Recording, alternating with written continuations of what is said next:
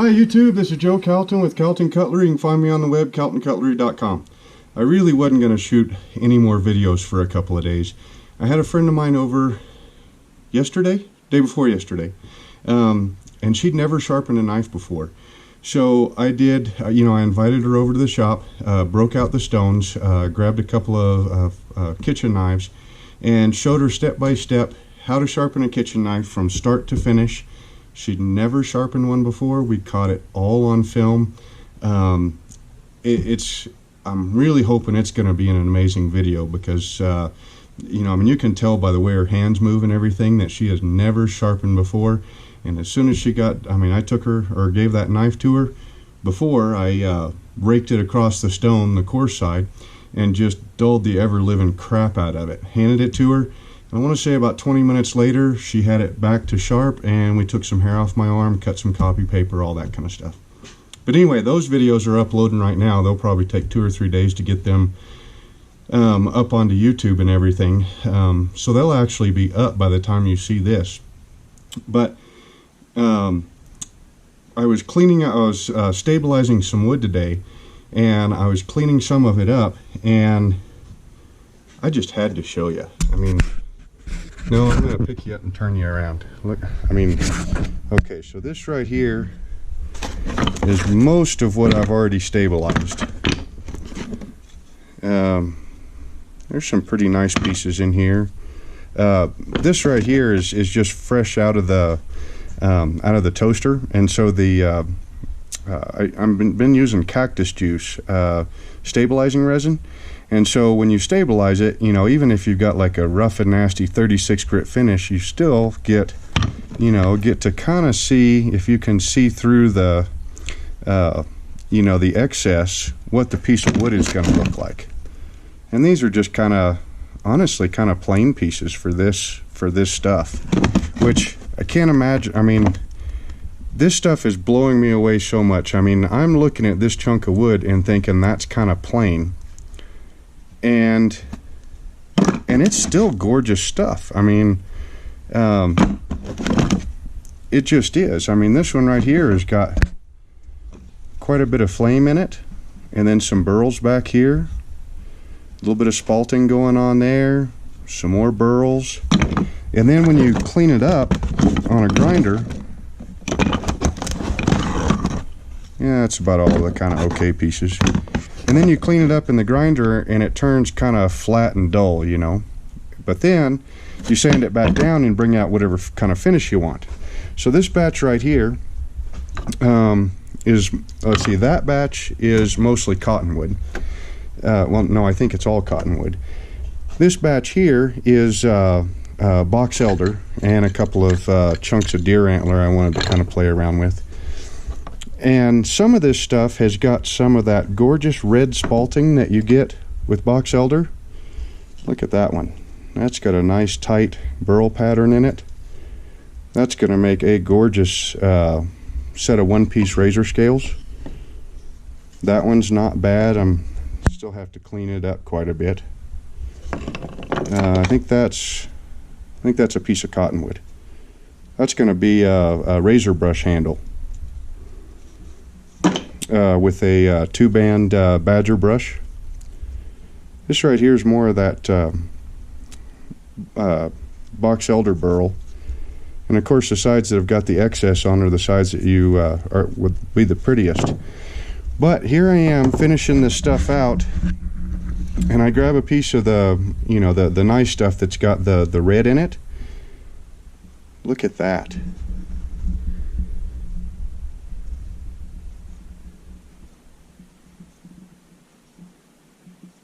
Just absolutely amazing.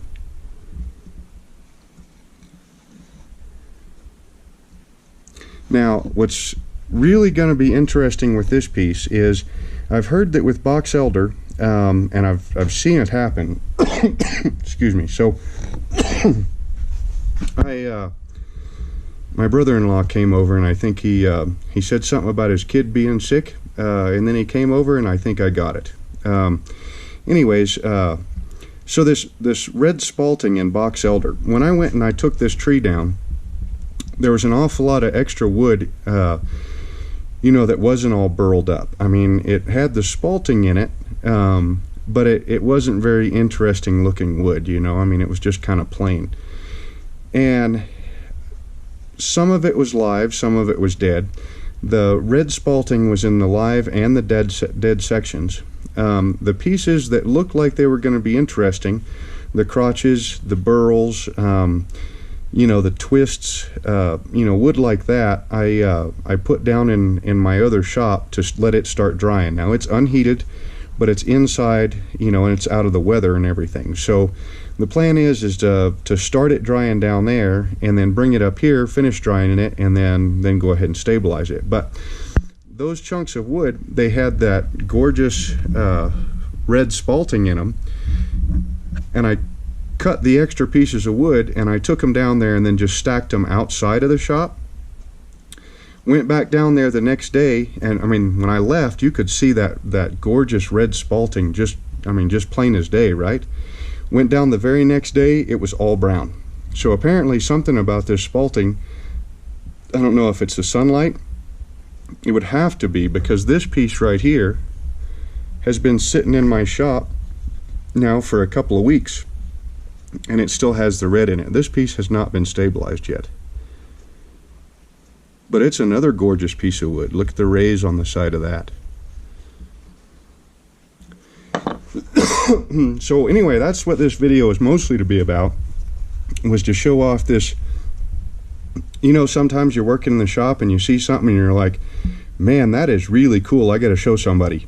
Well, you know, that's what I'm doing here. So while I'm at it, I'll show you this this stabilization process. Like I said, I get the there's a bottle of it over by the vacuum chamber.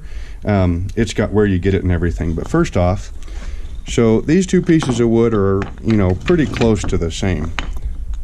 You know, they're about the same length. I mean, not exact, but about the same width. You know, pretty close. This piece has been this piece has not been stabilized. 3.35 ounces. This piece has been stabilized. Now granted, it's got some, you know, excess resin on the outside of it and some of the aluminum foil that you wrap it in.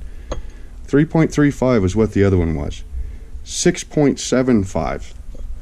So you pretty much double the weight. Maybe a little, well, no, right about double the weight of the natural material when you stabilize it. So we'll go ahead. This is what some of the stuff looked like when I threw it in the back of the truck. Okay, now these pieces right here actually need to go back down to my other shop, but it's snowing outside and I didn't want them to get wet in the back of the truck. I mean, this wood is stuff that, I mean, you know, a lot of it looks really punky, and it is real. I mean, look at that. Stuff just fell out of the bottom of it just while I was twisting it. But I was really amazed at how much good wood is still inside there. You know, plenty solid enough to take the stabilization. This is all boxelder, and you can see, look at all them old nasty burrs on there, or burls on there. I mean, this tree right here, that place where I got it from, it's been dead for 8 years that I know of, so it's been sitting there quite a while. Here are some other pieces that were, they still had a little bit of life left in them when I cut them, or at least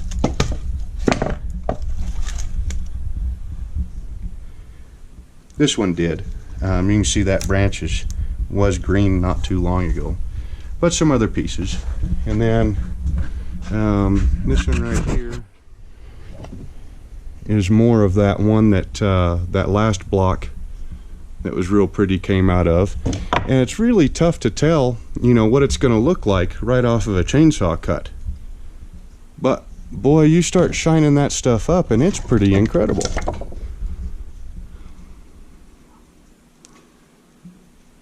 That one's a little bit fresher cut. Maybe you can see some stuff on there. That side maybe a little bit. So, I mean, don't get me wrong, there is a ton of waste. You know, so out of this big old chunk right here, you know, I might get no knife handles. I might get a couple of pocket knife handles. or I might get, you know, 10. You just never know until you start getting in there and cutting them. But anyway, so the idea of so the way that I found that this works the best is, like I said, I go ahead and I go harvest the wood, and then I toss it down in my barn. The drier pieces, or my other shop, we just put power in there the other day, so it's kind of turned into a shop, but it used to be a storage barn. So you cut the pieces, you take them down there, you know, they're inside, so they you know, start drying out and getting ready. Then the drier pieces, you go ahead and you bring them back here, go ahead and chop them up on the bandsaw and the chainsaw and everything, and then we stick them into this wood dryer that I built the other day out of an old RV refrigerator. So, you know, cut them oversized and then stick them in here and let them start doing their thing and drying out some. This is also, I put a hope you can see it up in there, a dimmer switch on the power going to the light bulb, so you can control the heat. And actually, right over here on my bench, I've got a remote thermometer, so it's 92 degrees in there right now, which seems like it's a really good temperature, you know, to dry it out, but not dry it out so fast that you get a whole lot of cracking and warping. You do get some, it seems like at that temperature, about 15 to 20% of the wood will have, you know, some extreme warping and not a whole lot of cracking. But then, so then once the wood is dried in the wood dryer for a couple of weeks or whenever I get around to it, then it goes up into this toaster here, and it's set at about 200, 205, 210, something like that, depends on which oven thermometer you want to go by, because there's 3 of them in the back. Let it sit in there for 3, 4, 5, 6 hours, something like that, to drive the remaining moisture off. Pull those, let's get you up. I'm kind of all over the place today, huh? Pull those blocks out and then stick them in a Ziploc bag, a gallon Ziploc bag, and then squeeze all the air out and let them come down to room temperature on their own. That's so that they won't absorb moisture from the air as they're cooling down. If there's still moisture in there, you'll see condensation on the inside of the plastic bag. If it's fairly dry, you won't see any condensation on the inside of that bag. So, you know, I mean, I've got a moisture meter, but it only goes down to 5%. And I want to get this wood just as dry as I possibly can, because it seems like if there's any moisture left in there, that's what, well, of course, now I'm thinking about it, I can't find a piece that's got it. But if you, after you bake it, you'll get some warpage. It seems like the drier it is, the less of that you get. So anyway, so you let it stay at 200 degrees for 4 or 5 or 6 hours, however long. Let it cool down to room temperature slowly. And then, and this setup right here, a big thanks to my friend Jeremy McCullen. He's the one that, I don't know if he came up with it or if he just showed his setup to me and I pretty much duplicated it. But what we've got here is a pressure paint pot. I think I got it off Amazon, and a vacuum pump. Okay, and then we've got a chunk of 1 inch thick clear plastic, like oh, you know, the stuff that's kind of like glass, but you know, plastic glass. Plexiglass. And then down in here we've got the resin, and then I've got a weight, and there's 4 chunks of wood in there that didn't, they still floated after this last set. So you put your wood in here, you put a weight on top of it, you got the rubber seal, and it's just a piece of 1/4 inch thick rubber. You pull a vacuum on it. Here's the bottle. Cactus juice stabilizing resin, professional grade heat cured stabilizing resin, most used DIY stabilizing resin in the world. There's the rest of it. There is the guy's website, business name, all that kind of stuff. Jant's Knife Making Supply actually sells this now. Here's the basic instructions. I guess you can pause that right quick. Anyways, and I've seen tutorials on the internet where guys are doing like pin blank stabilizing, and they've got like a regular vacuum chamber, and they'll put their blanks in there, and then they'll pull a vacuum on it for, I mean, it says right on the bottle, until the bubbles stop. Allow vacuum pump to run until bubbles stop. Release vacuum and allow to soak for 2 times the vacuum time minimum. Remove from cactus juice and cure at 200 degrees for 2 to 3 hours until cured. Those bubbles, the majority of them will stop in 30 minutes to an hour. But those bubbles will actually keep going for days. So what I've been doing is, I put a batch of wood in there, I pull a vacuum on it, you'll get a whole bunch of bubbles coming up pretty much immediately.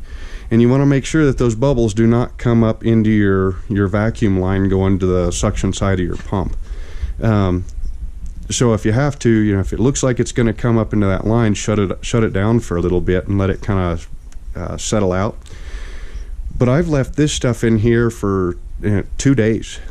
With the clear lid, you can kind of tell when those bubbles quit. So I just let it go until, even the little bubbles stop. And sometimes that takes, about 2 days or so seems to be about the average. Sometimes a little bit sooner, sometimes a little bit longer. But it's definitely not a 30-minute jobber. The ones that, the first batch that I did, it was just like 2 pieces. And I ran it until the big bubbles quit, but there were still some little bubbles. So 30, 45 minutes or so.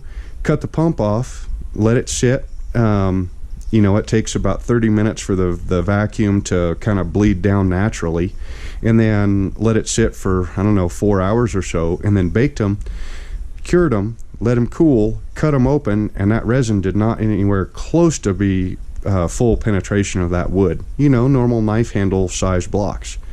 It was, when you cut it open, it was like it went to the center in some places, but in some places it didn't. And it just wasn't like the stabilized stuff like what I've got from K&G. It wasn't near that quality. Once I started letting it sit for a couple of days, then all of a sudden, bam, it's, I'd hate to say that it's at K&G quality, but it's really close. I'm not too sure that I could tell much of a difference at all. Anyway, so you let it sit for about 2 days under vacuum. Shut your vacuum pump off, and then I've been letting it sit for 2 or 3 days with no vacuum on it. Then you take your pressure pot lid, and it pretty much comes like this from the factory, because this is like a paint pot for like spraying paint on stuff. You just take the suction tube off the bottom.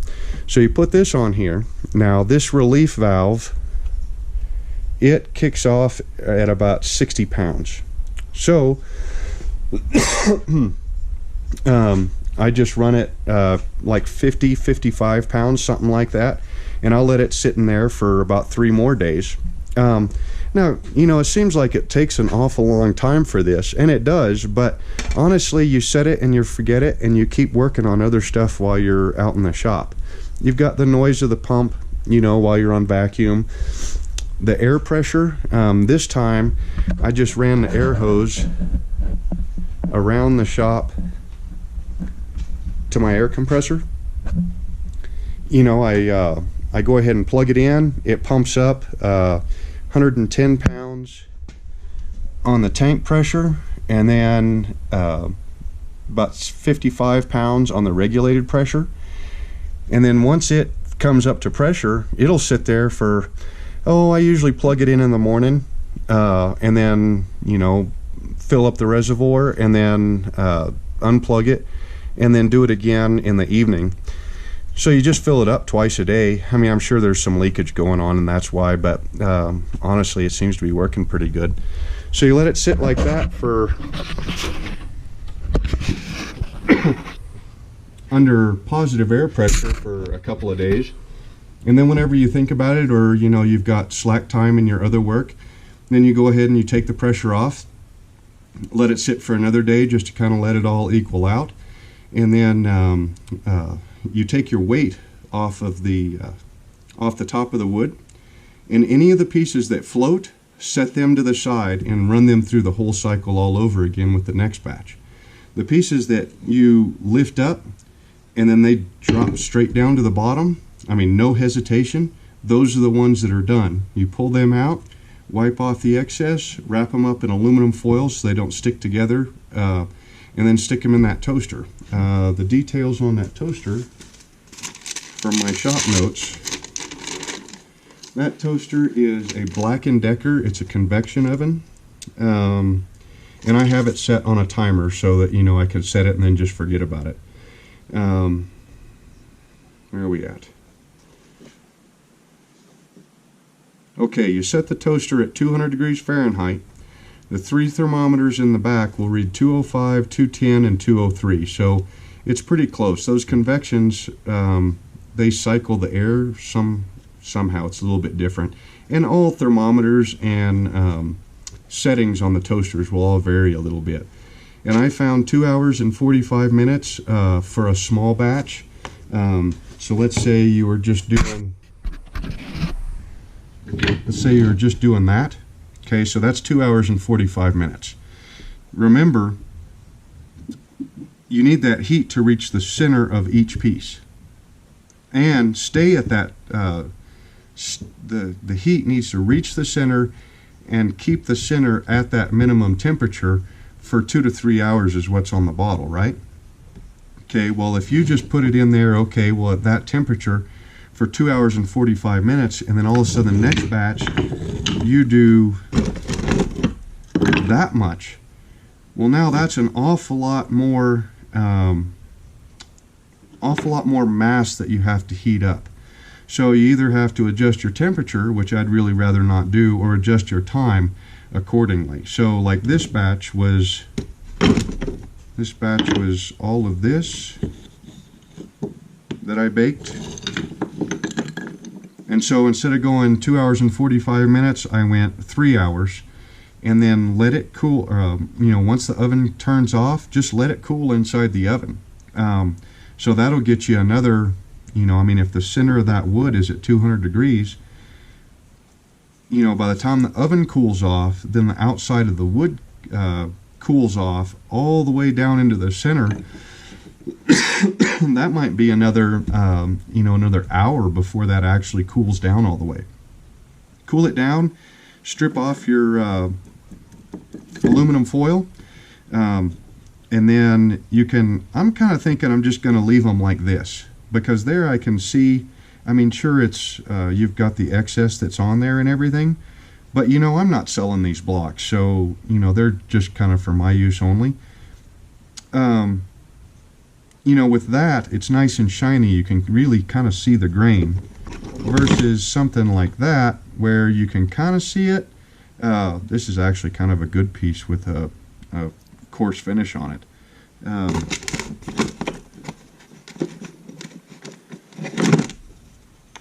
But you know, something like that, you really can't see it as well as that because it's not glossy.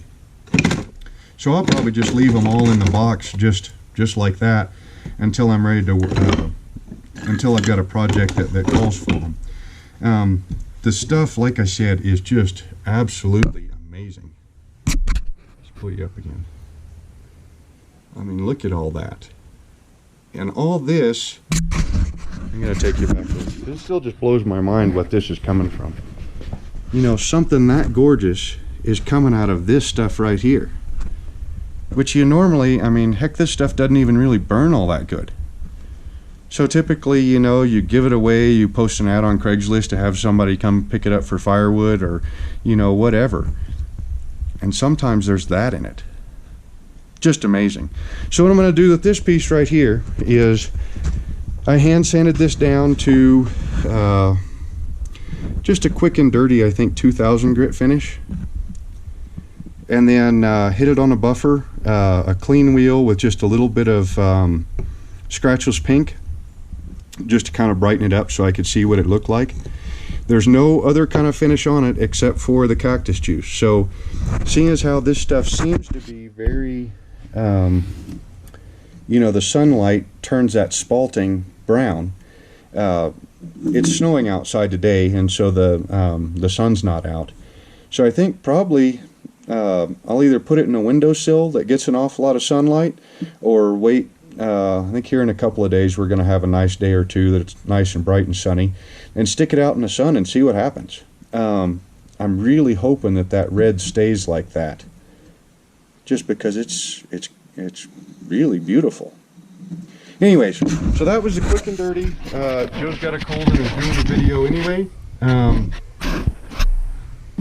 Look at my stabilizing process. Like I said, this wood, all this wood, I mean, I had to cut the trees down. They were in, one of them was half dead and dying fast. The other one was in a spot that it was going to cause a problem.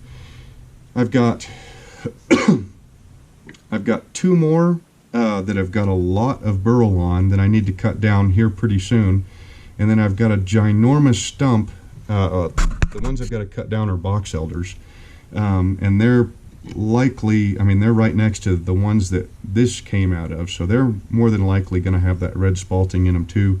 And then I've got a ginormous cottonwood trunk out at a buddy's place in his firewood pile. Now granted, his firewood pile is the size of this shop. I mean, it's huge, but he lives on, you know, like a square mile. But this cottonwood stump is, I kid you not, I mean, it's every bit of me to the edge of the bench and that tall. And it's covered in just beautiful burls. So I've got to get out there with a chainsaw. Of course, it's also got a whole bunch of nails in it too. So it's really rough on chains when you cut it up. But I've got to get out there, get it cut up, get it down to my my other shop so that it can start drying out. And I'm really excited to see what these things are, you know, see what kind of projects we come up with them. Like I said, I think this one, boy, I don't know. Straight razor scales or 8-inch chef handle. I haven't decided. This one right here, this one's definitely going to be straight razor.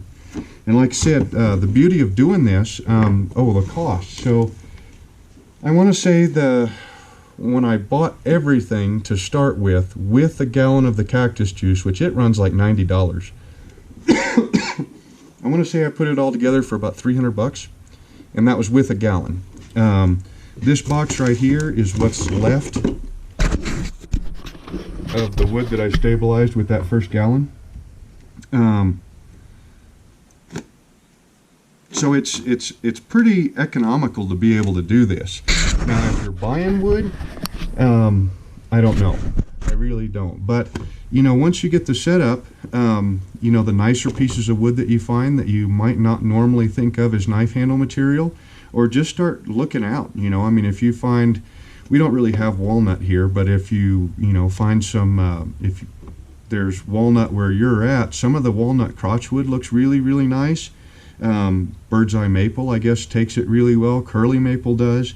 This cottonwood and boxelder burls take it extremely well. I guess all of your real light woods, I'd really like to try aspen. And we've got a whole bunch of aspen here. I think that would be a really good candidate for this. But anyways, yeah, if you're looking for some really pretty wood, look in your backyard, see if you got any nasty old burls like that, and then pick up some cactus juice, throw together a kit right quick, and start stabilizing it, and have fun with it. Anyway, this is Joe Calton with Calton Cutlery. You can find me on the web, caltoncutlery.com, and we will see you next time.